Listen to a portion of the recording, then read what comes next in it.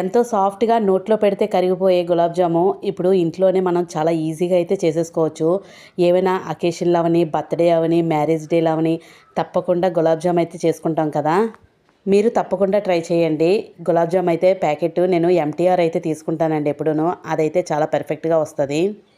Packet cut చేసుకొని పిండి అంతా మనం ఒక ప్లేట్లోకి అయితే తీసుకుందాము. చాలామంది చేసే మిస్టేక్ ఏంటంటే పిండి వెంటనే కలిపేసుకొని ముద్దలా చేసేసి పక్కన పెట్టేయకూడదు.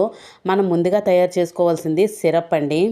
అదేనండి, పాకం అయితే తయారు చేసుకోవాలి. ముందుగా ఒక బౌల్ అయితే పెట్టుకొని అందులోని 2 గ్లాసెస్ పంచదార అయితే వేసుకోవాలి. చూసారు కదండి, నేనైతే ఈ సైజు గ్లాస్తో అయితే వేసుకుంటున్నాను. మీరు ఏ సైజు గ్లాస్తోని వేసుకున్నారో 2 గ్లాసులు పంచదార, అదే గ్లాస్తోని 2 గ్లాసులు వాటర్ అయితే వేసుకోవాలి. అంతకు మించి ఎక్కువ వద్దు, తక్కువ వద్దు. పాకం అనేది తీగ పాకంలాగా అలా ఏమి రాకూడదండి. పాకం అనేది కొంచెం వాటరీలాగే ఉండాలి. కొంచెం అలా మరిగితే చాలు. ఇందులోని ఇలాచీ పౌడర్ అయితే వేసుకున్నాను. అదేనండి, యాలకుల పొడి అయితే వేసుకొని చక్కగా కలుపుకొని ఇంకా స్టవ్ అయితే ఆఫ్ చేసేసాను. చూసారు కదా, పాకం అయితే థిక్నెస్ అయితే రాకూడదు. వస్తే గులాబ్ జామ్కి పట్టదనమాట తేనె పాకం. ఇలా పాకం రెడీ అయిన తర్వాతే మనం పిండిని అయితే కలుపుకోవాలండి. ముందైతే కలుపుకుంటే పగుళ్ళు అయితే వస్తాయి గులాబ్ జామ్కి. చూసారు కదండి, చాలామంది పాలతో అయితే కలుపుతూ ఉంటారు. నేనైతే పాలు కూడా వేయవసరం లేదు, వాటర్తో కలిపేసుకున్నా.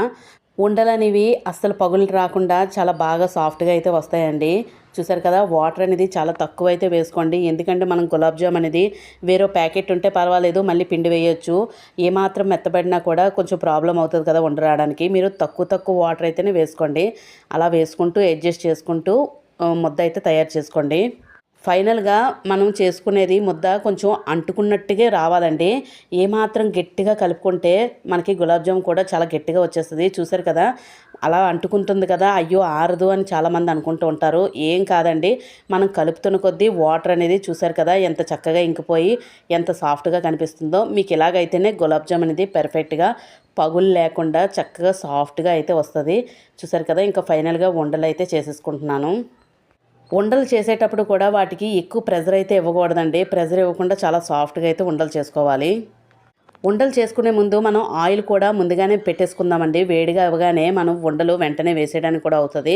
అసలు ఉండలు అనేవి ఆరనివ్వకూడదు. ఎంత ఆరితే అంత పగుళ్ళు అయితే స్టార్ట్ అవుతాయి.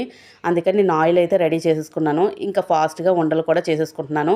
చూసారు కదండి, చెయ్యి మధ్యలోనే చక్కగా రౌండ్గా గట్టిగా నొక్కకుండా చాలా సాఫ్ట్గా నొక్కేస్తే ఈజీగా వచ్చేస్తాయండి. చాలామంది కొంచెం పగలడం అదో షేప్ లెస్ లాగా అయితే వస్తూ ఉంటాయి.